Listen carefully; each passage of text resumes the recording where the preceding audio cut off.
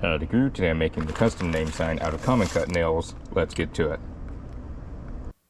Howdy crew, I'm William Morris, President and CEO of the Welding Cowboy Corporation, certified licensed welder and owner-operator of a welding rig based out of Los Angeles, California. On here I'll be going over welding knowledge, what it's like to own and operate a welding rig, welding blueprints, welding math, welding equipment, and so much more. Welcome to the channel. I'm William Morris, the Welding Cowboy. So I already did the layout for this and sent the rough draft to the client. It was approved. So I'm going to be using 4 of the 4-inch common cut nails. And I'll be using 10 of the 3-inch common cut nails. Now, as you all saw, these are fairly expensive. I'm going to be trying to get better sourced ones to get a better price. So that way I can also relay that drop in price clients. This was all more of a trial run with common cut nails for the crosses, and then of course being approached for this project, which is fantastic. I'm really hoping to do more like this. So 4 there, 2, 4, 6, 8, 10. Booyah. So I'm gonna go ahead and lay it out just how I would have it for if it were facing me and I'm wanting to weld the back of them. So here's my other 4-inch nail. What I'm wanting to do is put it like so.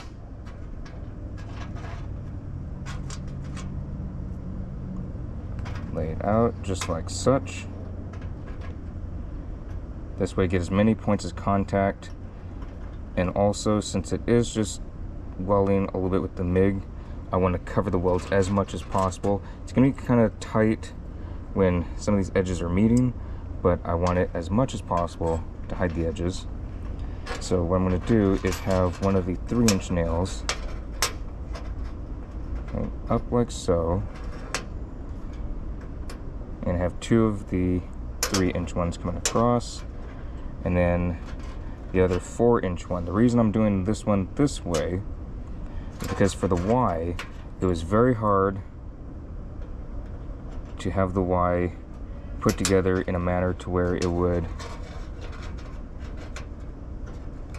be holding. Might actually do it this way. So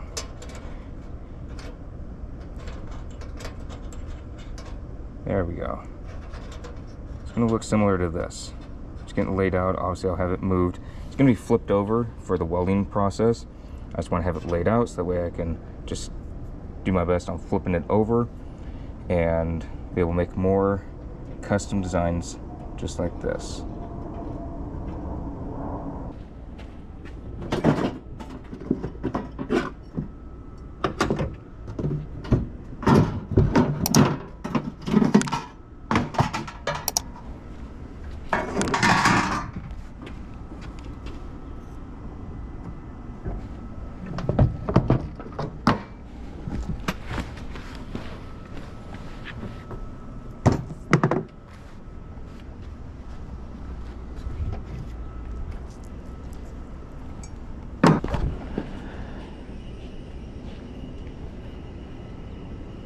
There we go.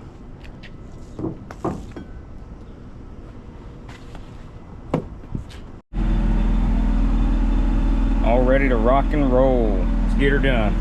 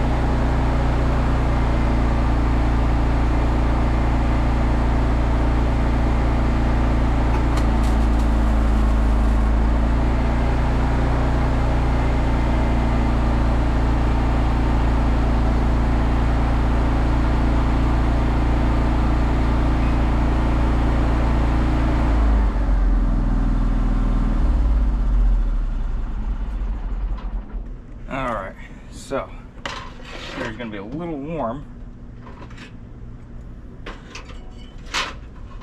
Now, obviously this is backwards, so you can see all the tacks there. I tried to hide as much as possible. There will be a little bit of showing. I'm gonna clean up some of the little dingleberries that just popped off from when I was tackling over here. One might hop over here. If you MIG weld, you know what dingleberries are and how they work. So, that is what it looks like. Obviously, I love the discoloration.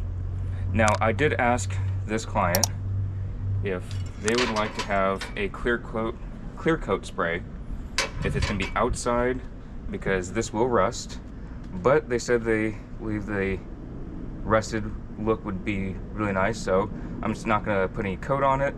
Obviously, you can see just a little bit of the tack welds behind. I'm going to clean up some of those dingleberries. Now, the reason I'm fine with some of the tacks showing is not out of laziness. I specifically did a little bit heavier duty tacks or excessive amount of tacks, because when I buy something, I don't want it to fall apart.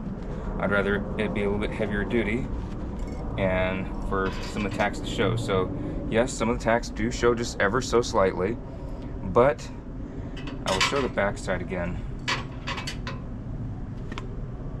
Y'all can see what it looks like. So some heavier duty tacks on there. I just wanted it to where this can be dropped, this can fall off a shelf, and nothing's gonna happen to it. It's not gonna break, nothing. If you hit it with a big rig, it will probably break. But falling off a shelf, nothing's gonna happen to it.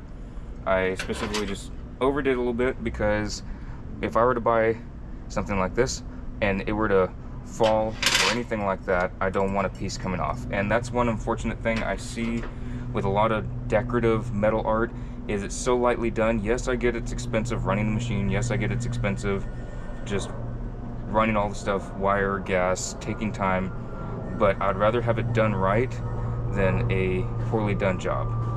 So I'd rather have something that's a little bit more expensive, and if it scares people away, it scares people away, but I'd rather be happy with my work than to be questioning whether it's going to fall apart, should it fall off the shelf, or if someone were to drop it, what have you.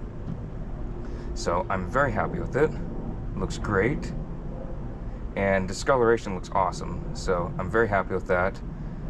Just the discoloration in general, as some of y'all saw with some of the crosses that I've made, discoloration just looks beautiful. I think it looks fantastic. And so this will rust if it's outside. If it's inside, it'll last like this for quite a while, unless it's in a very humid environment. Here is the finished product. Very happy with it. Discoloration looks great. I really like how it discolors it in a non-uniform way. As y'all can see, it's just different, obviously different amount of tacks going in, different amount of heat in different spots. But to me, that's just beautiful. I love how it just looks different. Backside, you can see where the tacks are, and dingleberries are gone. Took dingleberries off just so there's no sharp edges on there. So yeah, everything looks great. Very happy with it, and the client is happy with it. That is the main thing. Super excited to take this on down to Camp Pendleton, and that will be in a bit, in a couple days. So yeah, super excited to hand deliver this one down to Camp Pendleton, and I'll keep y'all posted on that. See y'all in the next vlog.